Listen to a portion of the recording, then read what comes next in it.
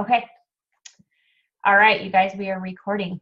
Couple things I wanted to go over just before we get started on a couple things that I wanted to share with you guys.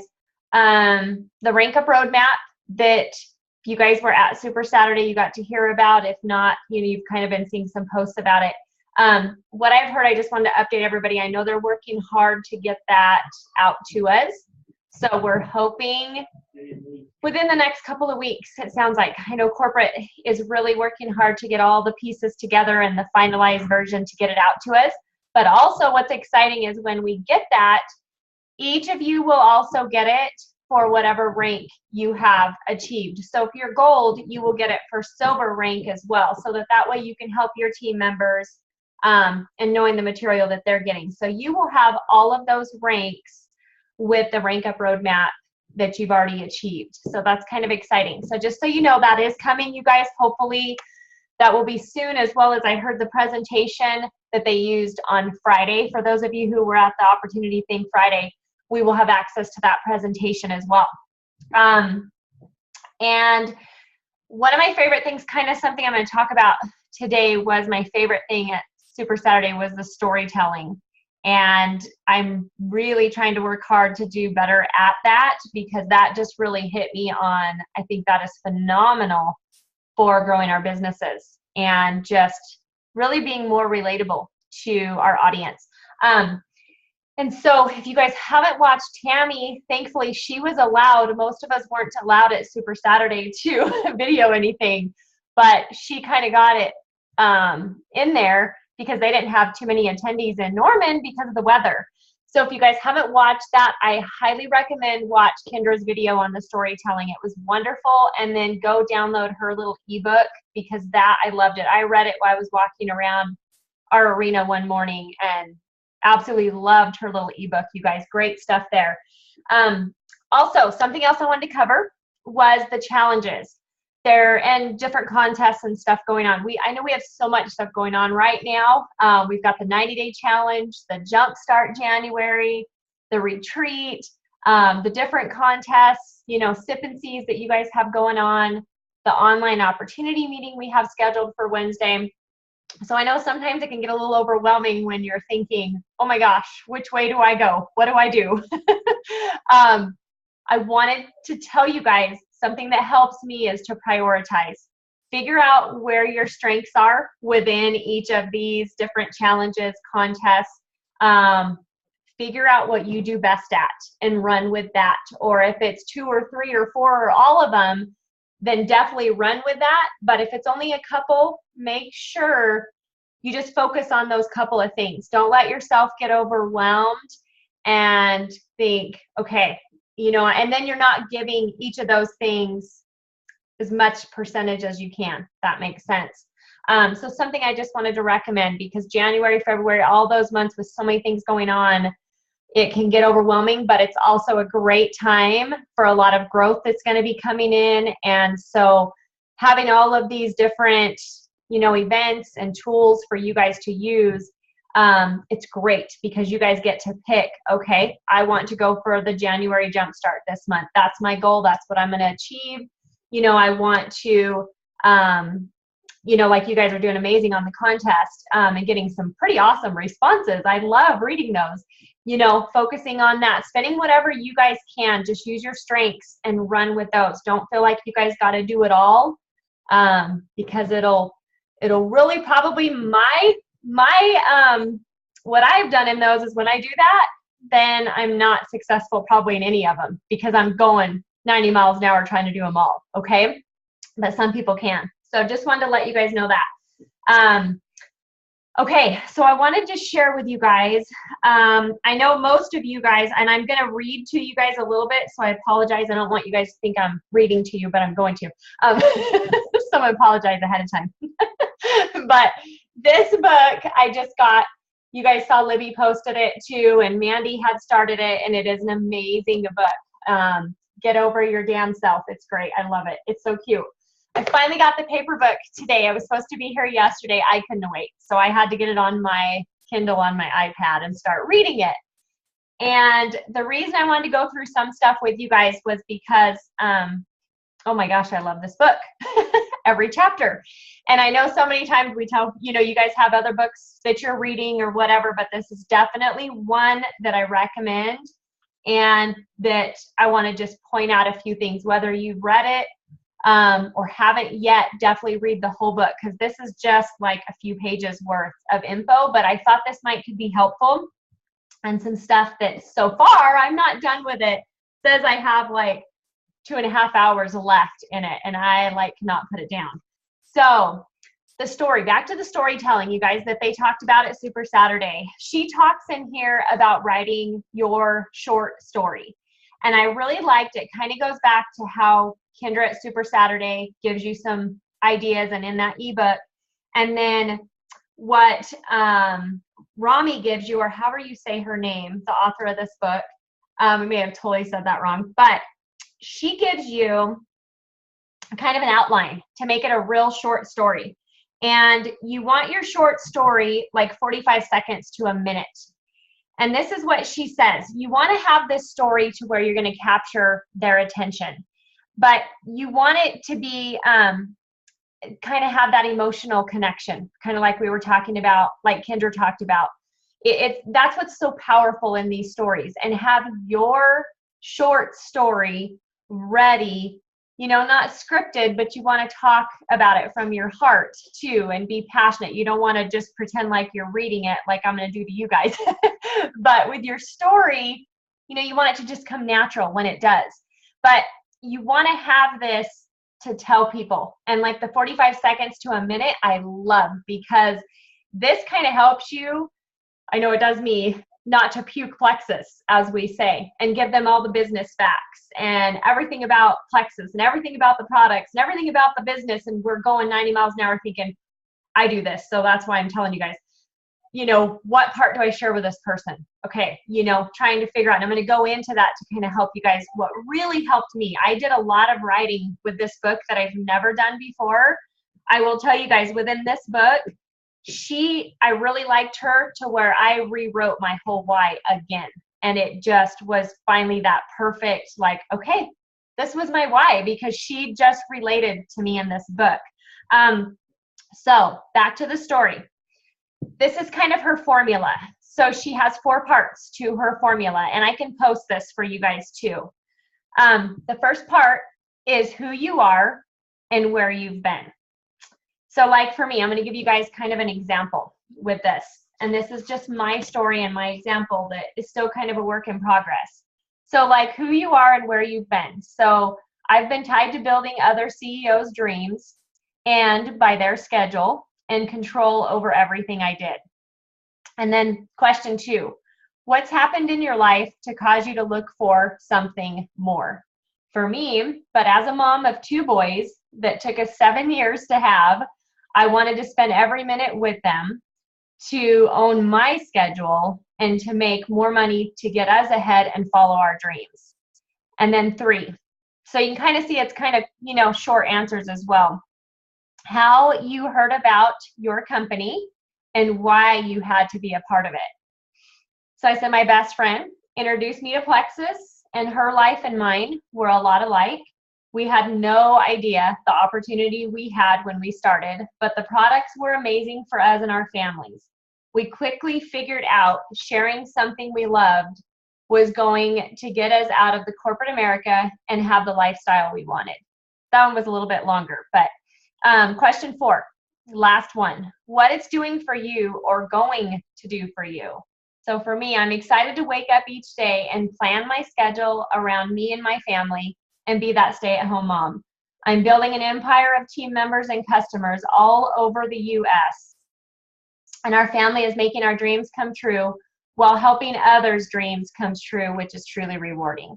So that's kind of like my short story. And so, like she mentions, to kind of, get comfortable with your short story and have that always with you when you're talking to somebody and they want to know what is Plexus. And so I just wanted to share that because I really, really liked how she broke that down into those questions. That made it so much easier for me.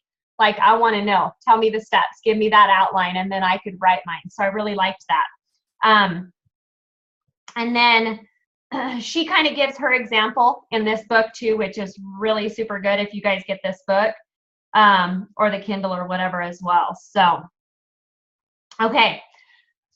So with that short story, this is some of what you can use and kind of this next stuff I wanted to go over with you guys. And then you put all that together too, of course, my answers, you put it all together in your short story. You don't ask the questions, but all right, you guys, this is something I loved. What I wanted to go through was prospecting, how she prospects. Thought this was great for the 90-day challenge, you know, for some of the contests, for the retreat, everything going on. But I have to read this because I think we have all ladies on the call. Oh, Jim's on here, so he'll get this though too. So in our conversations, less is more, just like saying we don't want to puke plexus, right? It's kind of like dating, she relays it to. When you start seeing someone, you don't want to show too much skin right away. You don't want to be a slut. Sorry, Jim. It's the same when we have conversations about our business. You don't want to be a prospecting slut. So I wanted to leave you guys with that because that's kind of a fun way to relate this, I thought. But and so you don't want to fall into that trap of telling your prospect everything. You want to leave them having that curiosity. You want to have them coming back for more.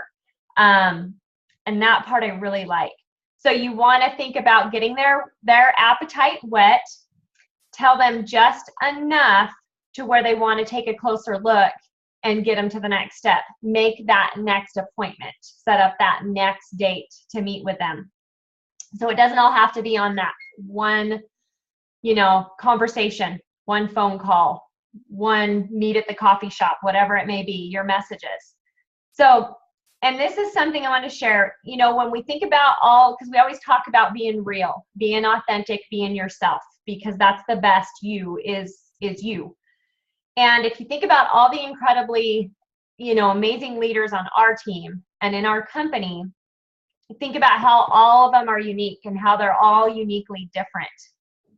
And they all have their personalities, and you want that to come through. You know, they all have it come through differently. So there's no wrong or right way. You want it to come through when you're telling your story and talking to them, okay?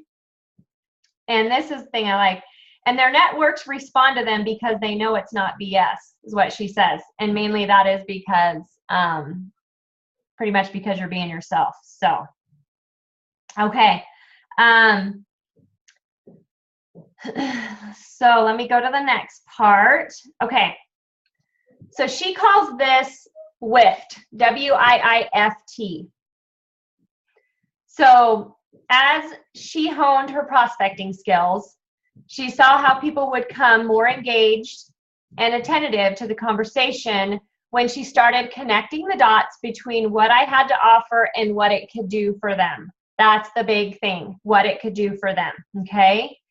And how people just like them were building a business like this. So this is something I love, is this WIFT. What she does is she takes a piece of paper, she draws a line down the center of it. On the left-hand column, she writes pain, and on the right-hand column, she writes no pain.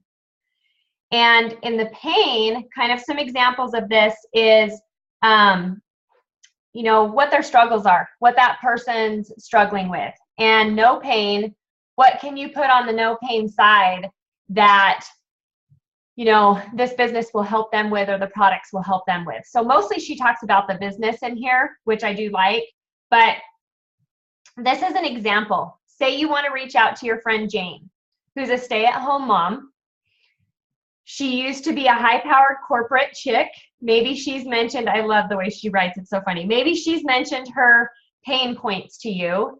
She misses grown-up time, and that her head is turning to mush. She hates having to ask her husband before she spends money on herself. Or perhaps the family finances are really smarting with just one paycheck. She feels like she's lost a piece of herself when she left her career.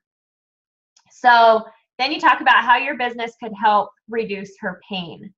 It could give her the ability to be the hands-on mom she's always been, while also making it possible for her to build something of her very own. The business could help her create an extra stream of income that she might need and pay for all the kids' activities and maybe her shoe fund. And ours is a super fun business as well. So you can put those on each category, and then you take these, and this is how you can kind of compel the conversation when you talk to her over the phone, because you're trying to figure out how you can relate this business to her. A big part of this is, you know, there's some different rules, and I can post these for you guys too, some different questions, different things you can think of. But okay, so when you call her or she calls you, this is an example. Hey Jane, it's Rami. You've been on my mind a lot lately. Do you have a few minutes for me to pick your brain about something? I need about 5 minutes. Is this a good time? Perfect. If she says it's not a good time, then you book another time. You say you work around her schedule. But if she says sure, you lead with the WIFT. I've been thinking of you a lot because I remember us talking about how you love being there for the kids, but you really miss having something of your own, your sanity, your identity, and your bank account. I thought of you because I'm now working with so many women just like you who are spending part-time hours every week building lucrative businesses of their very own while still being hands-on moms with flexible schedules. They're able to pay for their kids' activities, fill college and vacation funds, and even in some cases replace income from big old corporate careers like the one you had. I have no idea if this would be a good fit for you, but it might be a good way to have your cake and eat it too. I'd love to tell you what I'm up to. So that's kind of one example, you guys, and I loved that on how she related and took those pains and then put them into how she's going to lead the conversation and makes it about that person, what this can do for them, not what it's done for us, because most people don't want to hear what it's done for us a lot of times. Some of them do, but this is a great way to start it. And so, and it kind of helps. She mentions too that in this conversation, take note that she's not worried about the outcome. She's not trying to make that sell, and she's making that obvious when she's talking in this conversation to her about what it can do for her. She's not trying to be pushy. She's not trying to be salesy, you know, at the time. Giving her that time to think about it and her make the decision. So another one I wanted to give you guys, let me find it. Okay, this is one somebody you haven't talked to in a long time, but you maybe have as a Facebook friend. So you kind of feel weird. Maybe it's a college, you know, roommate or somebody in a sorority or whatever that you know back in the day and you were good friends with, but you have her on Facebook, haven't talked to her personally. Go through her Facebook, kind of check out things, be that Facebook stalker, write what you see that possibly just from her Facebook, we can learn so much about what her pains are and what her no pains are, and, you know, put those in each category. So here's an example of what she did. This is somebody she went to college with. And she said, Lynn, we haven't talked in ages, but I love keeping up with you through your posts. I'm thrilled to see that life has been so good to you. I'd love to pick your brain for my business, since I have a feeling you might know some people in Louisville that I could help. I work with lots of women who love earning extra for travel funds, shameless shoe funds, or even to pay for college. Because she knew she has kids that are going to college. She's very expensive tastes. She could tell by her posts on Facebook that she likes to spend money and she likes to buy nice things. So I know your son will be there real soon, so you might even want to learn more for yourself. I'd love to set up a time to chat for 10 minutes. Well, better make it 20 so we can really catch up properly. I'm available tomorrow night at 8 or 8:30 or Thursday at noon. So notice how she gave her some times for kind of her work schedule too, later in the evening and maybe the next day at lunch. And so she responded with, they had a terrific conversation, and she wasn't personally interested because she loves her lucrative job and her inheritance provides her enough for her family. But she did want to connect her to a friend that she knows, And she did, who ended up joining her team, and Lynn became a customer. So that's what she talks about too in this book that you guys can learn about is, you know, when they're not interested in the business, how to kind of follow up with the product end of it too. But she ended up gaining a new ambassador that became a very good business builder as well as a customer in that one call.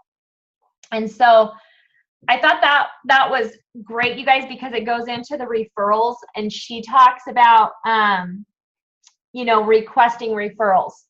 And that's kind of a big part of that when you're reaching out to people. That's something I've not been good at, you guys, at all.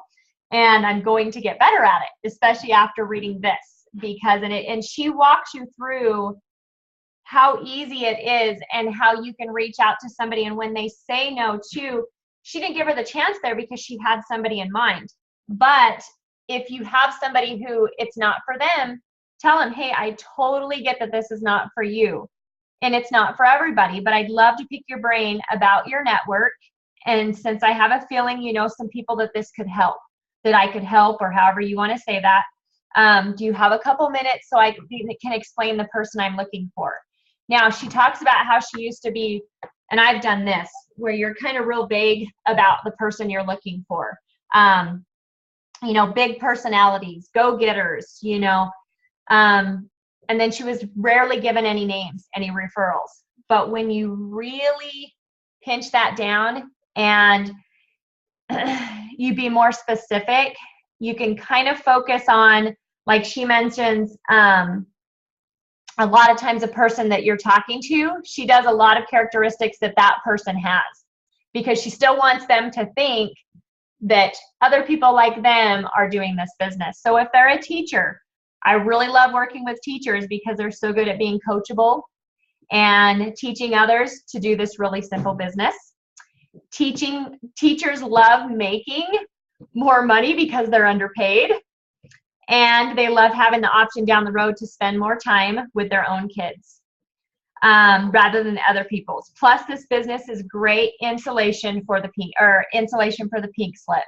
And so you kind of go through that, and each person is different. You kind of pick out their, you know, like I said, their qualities and put that out there for the people that you're looking for. Get them thinking about other, you know, friends, family that could possibly use this business. And then you can go into the product side of it too, as well.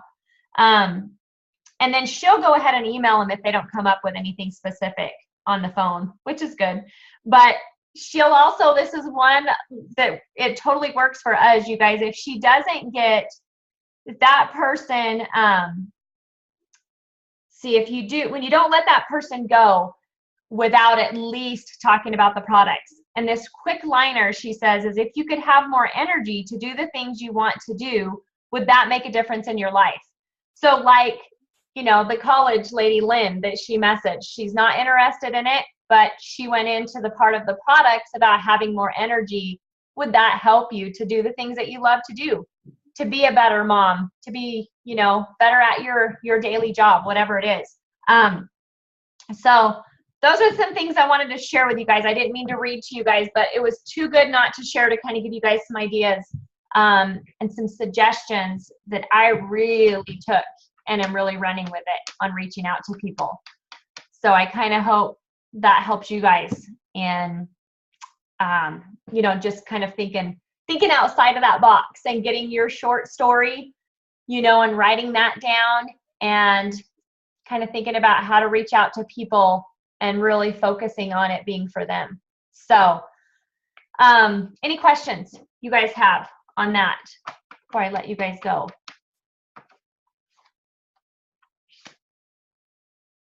Okay, good. Awesome. All right, you guys. Well, thank you. I hope that helped you guys. And then, like I said, hopefully we will hear soon on the Rank Up Roadmap, and we can really get started training on that and helping our teams. And if you're new, it's going to be amazing. So look forward to that coming out very, very soon. So, all right, you guys, I'm going to stop.